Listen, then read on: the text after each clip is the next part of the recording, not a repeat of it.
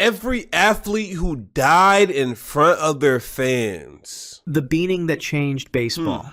On August 16th, 1920, thousands of fans packed New York's Polo Grounds to watch the Cleveland Indians face the Yankees. Okay, call me stupid all you want, but baseball was popping back in the 1920s? Like, bro, I thought the 1920s was like damn near still the Stone Age, because my nigga, Rosa Parks wasn't even born yet. Bro, Harriet Tubman was still alive. I didn't know they had actual entertainment. I thought all they did all day was like ride bikes through the neighborhood, because I thought that's why they was so racist. They was so racist because they ain't had shit to do but hate on black people, bro, like dead ass. Chapman was Cleveland's star shortstop, known for his quick reflexes and exceptional fielding. The afternoon game moved at a typical pace until the 5th inning when Chapman stepped to the plate. Yankees pitcher Carl Mays threw with a distinctive submarine delivery, releasing the ball from an unusually low angle. The ball, dirty and scuffed from previous plays, was difficult to see against the late afternoon shadows. Chapman leaned in slightly, preparing for the pitch. The baseball struck his head with such force that the sound echoed through the stadium. Many spectators, including the umpire, thought it had hit Chapman's bat. For a moment, Mays fielded what he believed was a bunted ball and threw to first base.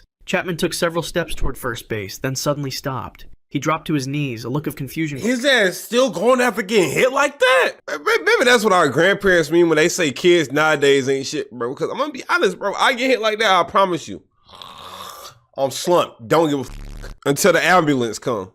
Crossing his face. Damn! Blood began to seep from his left ear. Players from both teams rushed to his side as he collapsed onto the dirt infield. Team doctors reached him within seconds. The crowd fell silent as Chapman was helped to his feet, wobbling and disoriented. He attempted to walk off the field with assistance, but couldn't maintain his balance. At New York's St. Lawrence Hospital, doctors discovered his skull was fractured.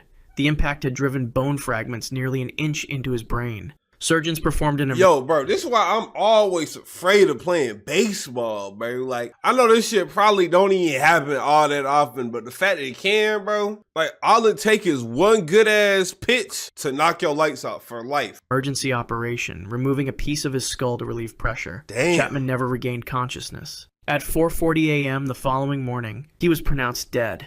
Damn. The 29-year-old became the only player in Major League Baseball history to die from an injury sustained during a game.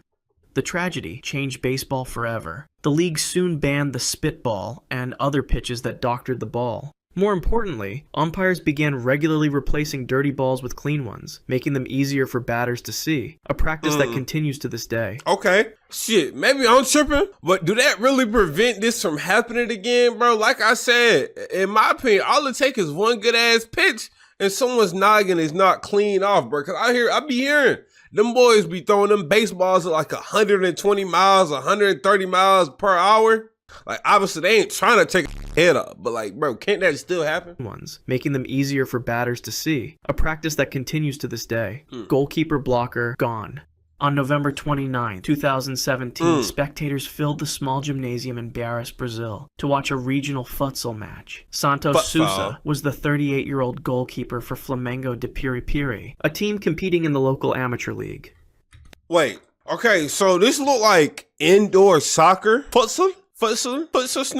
This low-key look fire, bro. I wish they had some shit like this in gym class. Back in high school, I low-key wanted to get on the soccer team and play soccer, but like, they didn't have like no accessibility. And one time I was like really locked in, I really wanted to join. We couldn't even start the season because, bro, we didn't have enough on the fucking team. Competing in the local amateur league. The indoor arena was humid, the crowd energetic as the match entered its final minutes. The referee's whistle cut through the noise. A penalty had been awarded to the opposing team. Santos Sousa positioned himself between the goalposts, bouncing slightly on his toes.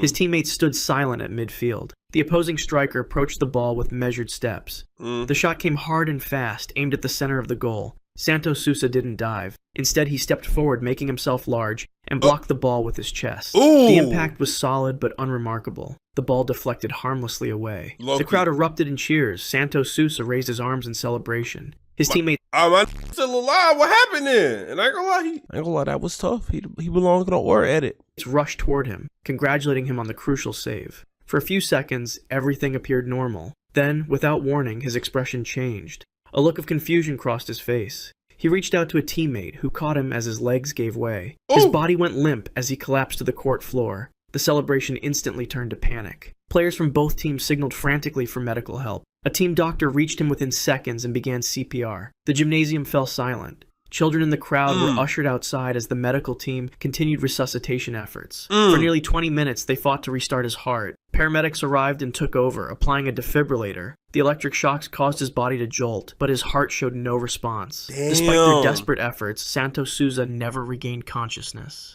He was pronounced dead at the scene. Medical Bro, how hard did that kick the ball? examiners later determined he had suffered sudden cardiac arrest, Oh. likely triggered by commotion cordis, a rare but fatal disruption of heart rhythm caused by a precise impact to the chest wall at a critical moment in the cardiac cycle. Lightning sudden Damn. strike on the That shit down there sound rarer than lightning striking your ass, bro. What? Damn, bro. Rest in peace. At least they got the dub. pitch.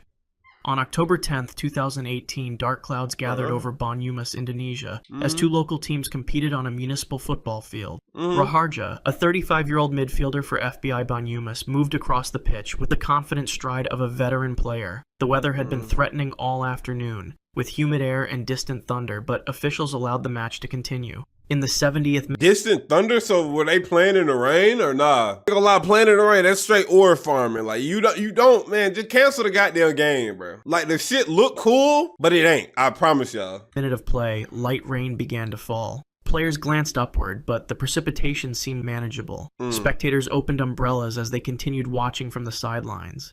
No one recognized the danger as the storm intensified Yeah, nah. Y'all gonna be walking away that bitch with a mean-ass cold. rapidly.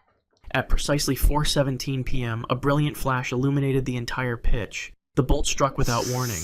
Video footage later showed the lightning hitting just above the center of the field. Electrical current dispersed across the wet ground. Raharja, positioned near midfield, took the full impact. His body convulsed instantly and fell backward. For a moment, other players didn't realize what had happened, assuming he had slipped on the increasingly wet surface. Then someone shouted for help. Players The full fucking load, though? Pause. But damn. from both teams rushed to his motionless form. Raharja lay perfectly still, his jersey smoking slightly from the intense heat. Medical staff reached him within seconds. His pulse was weak and erratic. Burns marked his chest and left shoulder where the current had entered his body. The rain intensified as paramedics performed CPR on the muddy field. An ambulance arrived 7 minutes later. Raharja was rushed to Banyumas Regional Hospital as teammates and spectators watched in stunned silence. Inside the emergency room, doctors found severe internal damage. The electrical current had caused severe disruption to his cardiac rhythm. Despite aggressive resuscitation efforts, including repeated defibrillation and emergency medications, Raharja's heart could not be stabilized. The electrical burn pathway had created irreversible damage to his cardiac tissue. At 5:42 p.m., just 85 minutes after being struck, Raharja was pronounced dead. Meteorologists later confirmed the bolt had delivered approximately 300 million volts of electricity through his. Can you imagine that, though? You just trying to play some football and your ass get struck by lightning? Like, bro. Any human could survive. The platform dive gone wrong. On July 29th, 1983, the Commonwealth Pool in Edmonton, Canada was filled with spectators attending the World University Games. Chalibashvili, a 21-year-old Soviet diver, was considered one of the most promising talents in the sport. His specialty was the 10-meter platform, where he regularly executed dives of the highest difficulty with seemingly effortless precision. For his fourth dive of the competition, Chalibashvili prepared to attempt a reverse 3.5 somersault in the tuck position, one of the most challenging dives in the sport. He stood at the edge of the platform, concentrating intensely. The crowd fell silent as he began his approach. His takeoff from the platform appeared normal. He gained appropriate height and initiated his rotation. But something went wrong in midair. Chalibashvili's body opened up slightly too early from the tight tuck position. This critical error threw off his rotation speed. As he descended toward the water, it became clear he wouldn't complete the required rotations.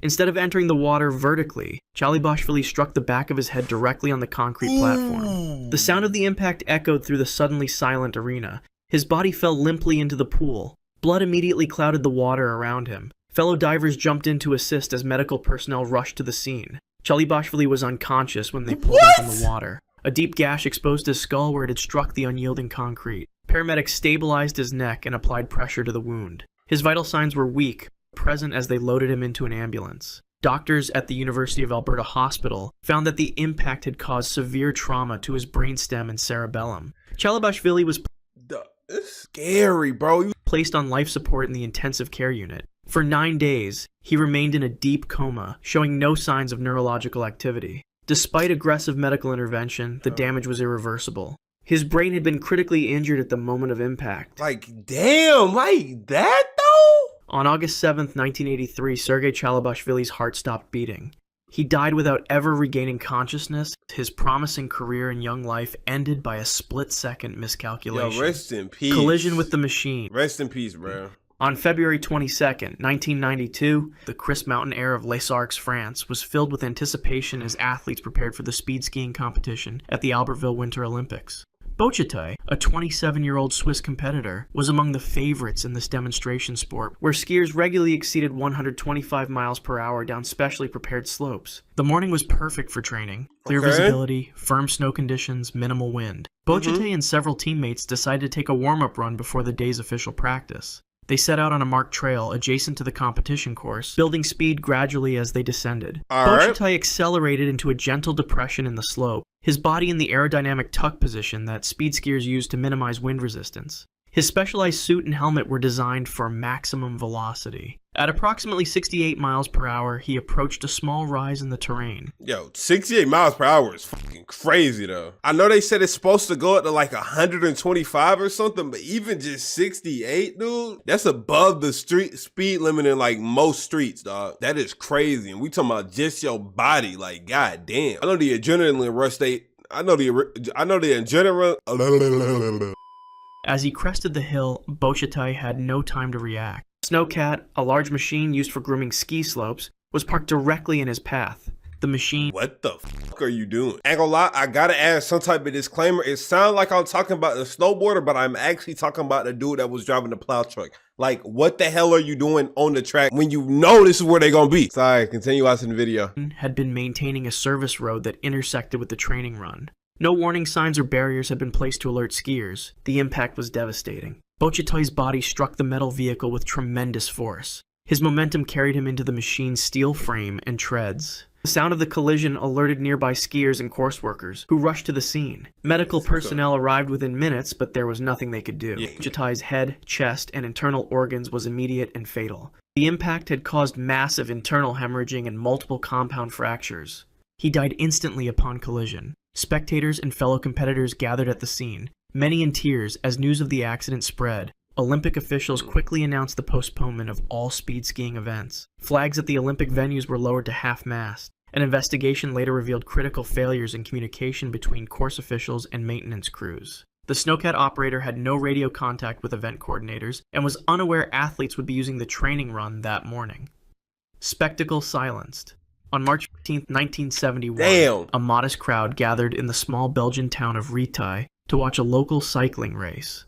Montserrat, the reigning world champion, stood out immediately in his distinctive rainbow jersey, the coveted garment awarded only to world champions. At just 22 years old, he was already considered one of cycling's brightest stars. The race was a minor event on the Belgian calendar, nothing like the major classics or grand tours where Montserrat normally competed. For him, it was a chance to build form early in the season while racing close to home. The 10-kilometer circuit wound through narrow country roads lined with spectators enjoying the... Smurfing. Yo, he going against straight bums as a world champion. I mean, it, man. First hints of spring. Montserrat quickly established himself at the front of the race. His powerful pedal stroke and professional positioning in the peloton made him easy to spot, even without the distinctive jersey. As he approached the 4th kilometer of the course, he was riding confidently near the front of a small breakaway group. The road ahead appeared clear. Race marshals had blocked most intersections, but not all local residents had been properly notified about road closures. A small British-made car suddenly appeared on the course, driven by an elderly man who was unaware of the ongoing race. How the f do you possibly manage to get on a course, though? The vehicle moved directly into the path of the oncoming cyclists. Other riders swerved frantically. Montserrat, positioned on the outside of the group, had nowhere to go. His bicycle struck the car's front bumper at approximately 30 miles per hour. The impact launched him over the handlebars. Montserrat's body hit the windshield before being thrown onto the asphalt. What the f is the driver doing though, bro? I know this is 70s. Y'all technology wasn't as up to par as it is now. But like, dog, man, you still got brakes in your car, bro. You know you seen them people coming from like a mile away. And how the hell did you even get on that road? That doesn't make sense. His helmet, basic leather protection by modern standards, provided minimal protection. Spectators screamed as they witnessed the world champion lying motionless on the pavement. Blood pooled beneath his head. Medical assistance arrived within minutes. A doctor from the crowd immediately began resuscitation efforts as race officials radioed for an ambulance. Despite their desperate attempts, Monserrat's injuries were too severe. The impact had caused severe trauma to his skull and cervical spine. At 4:15 the Vanos gaming blood background is low-key tough. p.m., less than 30 minutes after the collision, Jean-Pierre Monserrat was pronounced dead at the scene. Yeah. The rainbow jersey, cycling's most prestigious symbol, was stained with the blood of its youngest champion. Olympic heat miscalculation. On July 14, 1912, spectators gathered along the marathon route at the Stockholm Olympics. Lázaro, a 21-year-old Portuguese runner, was among the 68 competitors prepared to tackle the 26.2-mile course. The weather conditions were unusually brutal for Sweden. Temperatures reached 89 degrees Fahrenheit with high humidity and no cloud cover. Before the race, Lázaro made a critical decision based on faulty medical understanding of the time. He covered large portions of his body with a thick layer of suet, animal fat typically used for cooking. This was common practice among some athletes who believed it would prevent sunburn and reduce water loss through the skin. This is what I'm going to say. Most scientists don't know what the they're talking about and will be proven wrong in 30, 40 years time, bro. p.m. the marathon began. Lázaro started conservatively, settling into a steady rhythm as the pack made its way through Stockholm's streets. Spectators noted his determined expression as he passed the early checkpoints. For the first 10 kilometers, he appeared strong and composed. As the race progressed, the temperature continued to climb. By the 25-kilometer mark, many runners were showing visible signs of heat distress. Lázaro began to struggle. His pace slowed. Witnesses reported seeing him stagger slightly, his gait becoming irregular. The suet coating, rather than protecting him, was preventing his body from cooling through natural perspiration. At the 30-kilometer mark, near the town of Sollentuna, Lázaro suddenly veered to the side of the road. His legs buckled beneath him. He collapsed onto the dusty surface, unconscious. Race officials and medical personnel rushed to his aid. His ass a trooper though, bro. His ass don't know when to stop. Real life grinder. He went on 3 more miles, dude. I can barely walk 1. His skin was alarmingly hot to the touch, yet completely dry. Doctors at the scene recognized the symptoms of severe hyperthermia. Lázaro's core temperature had risen to dangerous levels. His pulse was rapid but weak. Despite having water poured over him and being transported quickly to a nearby medical facility, his condition deteriorated rapidly. For several hours, medical staff fought to lower his temperature and restore fluid balance. His organs began shutting down one by one as the accumulated heat damage spread throughout his system. His heart, already strained from the race, could not sustain the additional stress. At 7:30 a.m. the following day, Francisco Lázaro died without regaining consciousness. He became the first athlete to die during competition in the modern Olympic Games. The autopsy revealed extreme dehydration and electrolyte imbalances that led to multiple organ failure. If you want to see more videos like this, click the video on screen now and make sure to subscribe. Anyways, though, if y'all do want to see more videos like this in the future, man, make sure y'all press the subscribe button and make sure y'all like the video. Turn post notifications on and follow me on the purple app. I'm going to see y'all later. Appreciate all the support y'all been showing, man. It means a lot. Peace.